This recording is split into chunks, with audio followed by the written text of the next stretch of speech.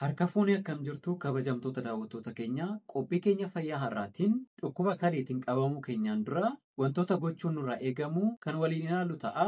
Akkuma beekamu waggoota dhiyeenya kana keessatti namoonni hedduun dhukkuba kaleetiin qabamaa jiru. Qabamuu qofa osoo hin ta'inis namoonni hedduun dhukkuba kanaan lubbuu isaanii dhabaa jiru. Kanaafuu dhukkuba kanarraa karaa kamiin of eeguu akka qabnu tokko tokkoon kan waliin ilaallu ta'a. Har'aaf dhukkuba kaleetiin qabamuu keenyaan dura wantoota gochuu qabnu 10 kan waliin ilaallu ta'a. Turtii gaarii.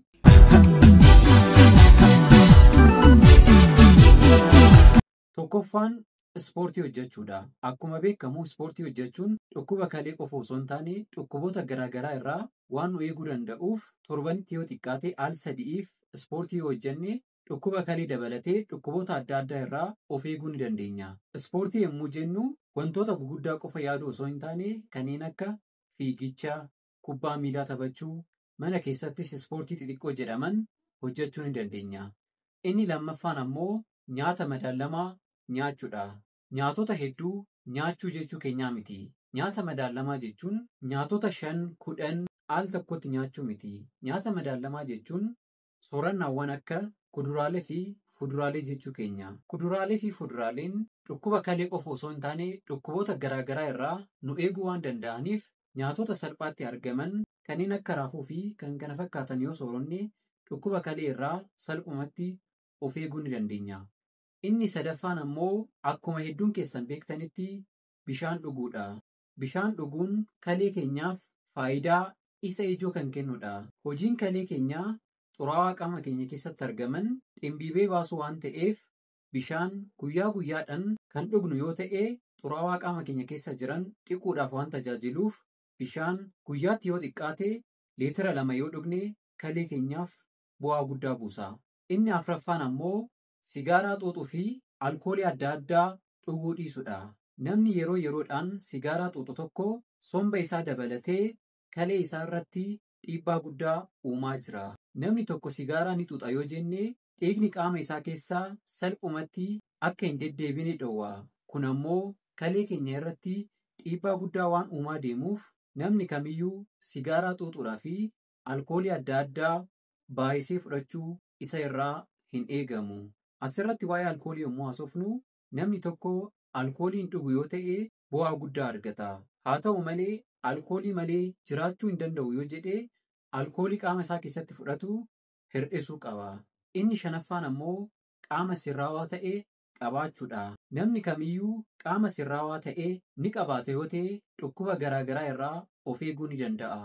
Qaama sirraawaa yommuu jennu madaallii keenya wajjin qaama deemuu danda'u jechuu keenya. Dheerina keenya, furdina keenya, kiloogiraama keenyaa fi wantoota adda addaa keenya madaalawaa yookaan ammoo miidiyem kan ta'e qabaachuu qabna. Furdinni hin barbaachisnee fi sirraawaa hin taane kalee keenya irratti dhiibbaa guddaa uuma. Kanaafuu qaama sirraawaa ta'e ispoortii garaagaraa hojjechuudhaan qabaachuu qabna.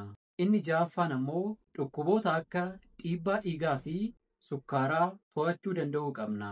Dhukkuboonni akka dhiibbaa dhiigaa fi sukkaaraa yoo hin to'anne ta'e yookaan ammoo irra deddeebiin dhukkuboota akkanaa kana ni dhibamne yoo ta'e kalee keenya irrattis dhiibbaa garaagaraa uumuu ni dandeenya. Kanaafuu dhukkuboota akkanaas to'achuu danda'uu qabna. Inni torbaffaan ammoo qorichoota adda addaa nuu kennaman haalaan fudhachuu qabna. Fakkeenyaaf dhukkuba garaagaraatiin qorichoonni adda addaa nuuf kennamuu danda'u. Qorichoota kana ammoo haalaan seeraan akka jedhamnetti fudhachuu yoo baanne kalee keenya irratti dhiibbaa guddaa uumna. Kanaafuu qorichoota garaagaraa nu kennaman haalaan seeraan akka jedhamnetti fudhachuu qabna. Kan jedhamnee ol kan jedhamnee gad fudhachuu hin qabnu. Inni 8ffaan ammoo cheekaappii gochuu qabna. Namni tokko dhukkuba kamiyyuu irraa of eeguu yoo barbaade yeroo yeroodhaan mana yaalaa deemuun cheekaappii gochuu qaba. Kalee isaa, dhiiga isaa, ulfaatina isaa, sukkaara isaa, wantoota garaagaraa keenya yeroo yeroodhaan mana yaalaa deemnee cheekaappii yoo goone dhukkuboota garaagaraa irraa of eeguu ni dandeenya. Inni 9ffaan ammoo qorichoota keenya beekuudha. Kana yommuu jennu eessa na dhukkubee, maal na dhukkubee, dhukkuba kanaaf ammoo maaltu naa kennamuu qaba, maalan fudhachuu qaba wanta jedhu beekuu qabna. Namoonni tokko tokko yommuu dhibaman osoo mana yaalaa hin deemin, osoo dooktarii waliin hin haasa'in qoricha garaagaraa ni fudhatu. Karaa namaatiin ta'uu danda'a, karaalee adda addaatiin dhukkuba isaaniif hin ajajamne ofii isaaniitiif yommuu fudhataman ni argina. Inni kun tasumaa raawwachuu hin qabu. Rakkinni isaas qorichoonni kun saayid ifeektii waan qabaniif. Kanaafuu qoricha kamiyyuu fudhachuu keessaniin dura qorichi kun anaaf ni mala, dhukkuba kiyyaaf ni mala jechuun mana yaalaa deemtanii mirkaneeffachuu qabdu. Inni kurnaffaa fi dhumaa ammoo dhukkuboota kamiyyuu haa ta'anii to'achuu qabna. Qofaa haa ta'uu, laphee haa ta'uu, sukkaaraa haa ta'uu, dhiibbaa dhiigaa haa ta'uu, dhukkuba kamiyyuu haa ta'uu yoo dandeenye osoo hin dhukkubsatin dura, yoo danda'uu baanne ammoo erga dhukkubsannee booda dhukkuboota kana ofirraa ittisuu, to'achuu, mana yaalaa deemuudhaan dhukkuboota kanarraa bilisa ta'uu qabna. Kun ta'uu yoo baate dhukkuboota garaagaraatiin ni qabamna yoo ta'e, dhukkuboonni kun suuta gara kalee keenyaa deemuudhaan dhiibbaa guddaa nurra geessisuu danda'u. Walumaa galatti dhukkuba kalee dabalatee dhukkuboota garaagaraa irraa osoo hin qabamin dura of eeguun wanta guddaa nurraa hir'isa.